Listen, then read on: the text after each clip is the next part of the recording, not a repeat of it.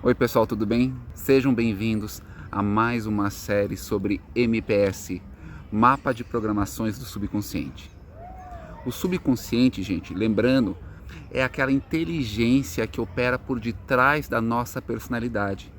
É a inteligência da própria vida que nos ajuda a viver. Existem diversos tipos de programações mentais em nosso subconsciente. E a interação dessas programações vão delinear, vão modelar a nossa existência. São elas que vão definir as nossas escolhas. Por isso, é muito importante a gente se conhecer essas programações que estão instaladas em nosso subconsciente como se fossem aplicativos num celular. Quando a gente nasce, a gente já traz da fábrica da natureza alguns aplicativos, algumas programações mentais que são universais, pertencem a toda a humanidade, a tudo que vive e respira. Em nosso subconsciente existem diversos tipos, mosquitinho, em nosso subconsciente existem diversos tipos de programações mentais. Existem as universais, existem as culturais, que a gente adquire da cultura, existem as familiares e as individuais. Hoje eu começo falando sobre as universais. Dentre as programações universais, as mais importantes são o instinto de sobrevivência, o instinto de evolução e o instinto de conexão. Sem saber porquê, sem racionalizar, a vida em nós, procura sobreviver, procura fazer com que a gente viva. Sem a gente pensar, a vida em nós procura fazer com que a gente evolua, caminhe, conquiste. E sem pensar, a vida em nós quer que a gente se conecte.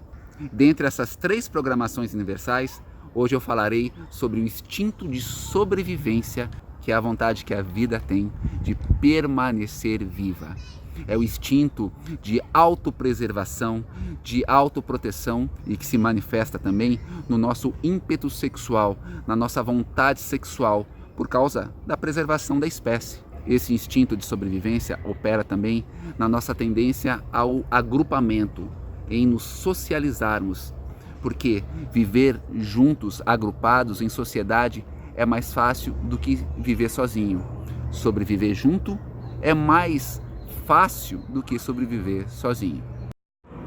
Como o nosso tempo é curto, eu explanarei aqui sobre o instinto de sobrevivência que atua no indivíduo na forma de autopreservação e na forma de autoproteção. Sempre que um ser humano, que a gente se sente ameaçado, o nosso sentido de autoproteção e autopreservação, ele é ligado, ele entra no modo turn on, ou seja, a gente começa a operar no modo caçada e fuga. Sempre que há uma ameaça, o instinto de sobrevivência em nós liga. E isso é muito positivo, porque o instinto de sobrevivência, ele faz com que a gente se preserve, que a gente não entre em roubadas à toa. Quando você está atravessando uma rua, você presta atenção para ver se não vem um carro em alta velocidade e te pega. O subconsciente já entra em alerta e liga esse instinto de sobrevivência. Aqui, essa atividade pode representar uma ameaça para você. Porém, gente, o problema não é essa ameaça, esse medo real que nos ajuda a sobreviver. O problema é que existe um outro tipo de ameaça, um outro tipo de medo, que é a ameaça imaginária, o medo imaginado. E aí que mora todo o problema. Porque como não é um medo real, a gente aciona desnecessariamente o instinto de sobrevivência. A gente liga o modo de autopreservação e autoproteção sem precisar. E a gente vai ver um pouquinho mais o que acontece quando a gente usa esse instinto de sobrevivência sem precisar. Então, existem dois tipos de ameaças: a ameaça real e a ameaça imaginária. Existem dois tipos de ameaça imaginária: a ameaça imaginária do passado e a ameaça imaginária do futuro. A do passado acontece quando a gente fica preso num evento traumático que aconteceu lá atrás em nossas vidas. A gente não consegue superar esse evento. Digamos, por exemplo, que eu quase morri afogado quando era bem pequenininho e hoje eu não consigo desfrutar de momentos agradáveis numa piscina, na água do mar, ou num lago ou rio. Por quê? Porque sempre que aparece alguma coisa que me lembre aquele evento traumático, eu entro em pânico. Eu entro no modo de desespero. Eu revivo aquele pavor que aconteceu no passado. Eu fiquei preso a esse evento. Então, é uma ameaça imaginária. Não está acontecendo nada comigo.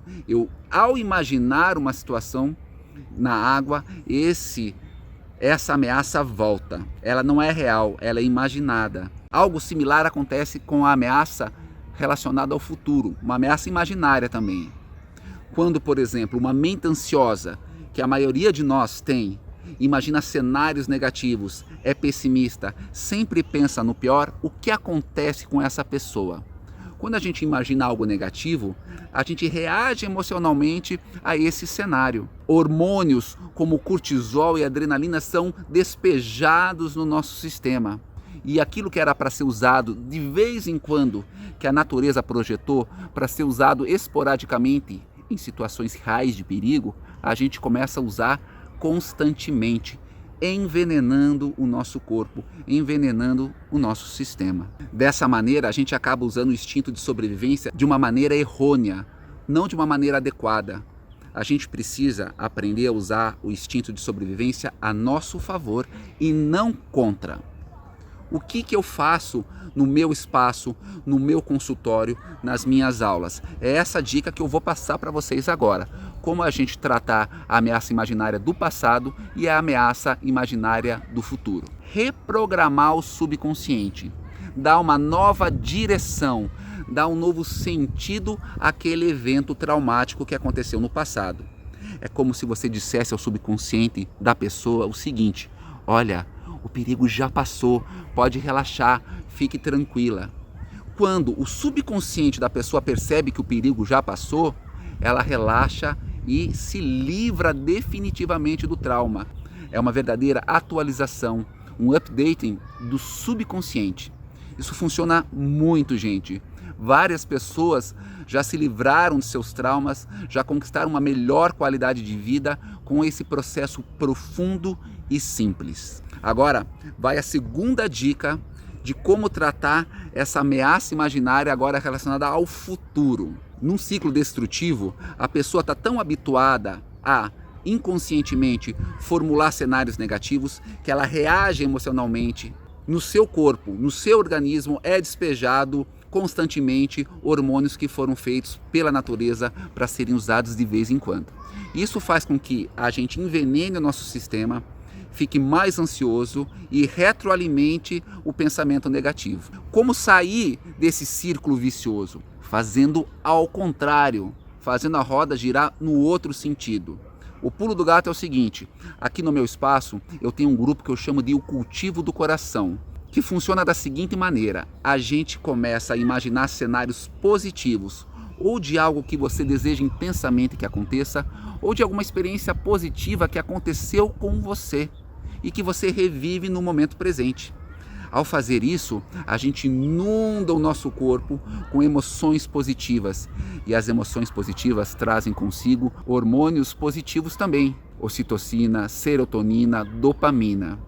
E ao fazer isso constantemente, diariamente, a gente vai desenvenenando o corpo, a gente vai tornando a nossa química saudável e fazendo com que o padrão positivo de pensamento seja instalado e alimentado. Ou seja, a gente inverte o círculo vicioso negativo e instala um círculo positivo de cenários, de emoções e de química positiva. Gente, olha que legal, ao invés de você tomar um comprimido de fora para dentro, você fabrica o seu próprio comprimido que contém esses hormônios tão desejados pela gente.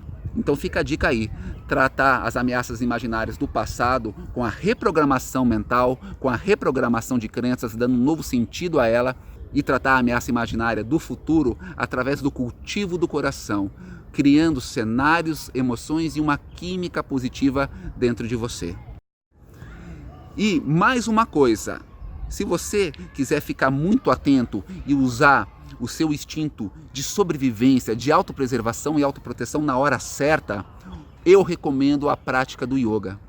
Porque o yoga desenvolve o senso de presença, aquele senso que faz com que você fique atento no aqui e no agora, evitando que a mente se desdobre viajando para o futuro ou se prendendo no passado. Com a mente no presente, fica mais fácil identificar aquilo que é real daquilo que é imaginário. Com a mente no presente, a gente percebe mais as ameaças reais quando acontecem e fica menos propenso a deixar a mente divagar quando ela não precisa. Tá ok, gente? Então, reprogramação mental, o cultivo do coração, que é a transformação emocional, e yoga. Passado, futuro e presente sendo trabalhados e a gente usando o instinto de sobrevivência da maneira adequada como ele foi projetado pela natureza para ser. Super beijo, gente, até o episódio que vem.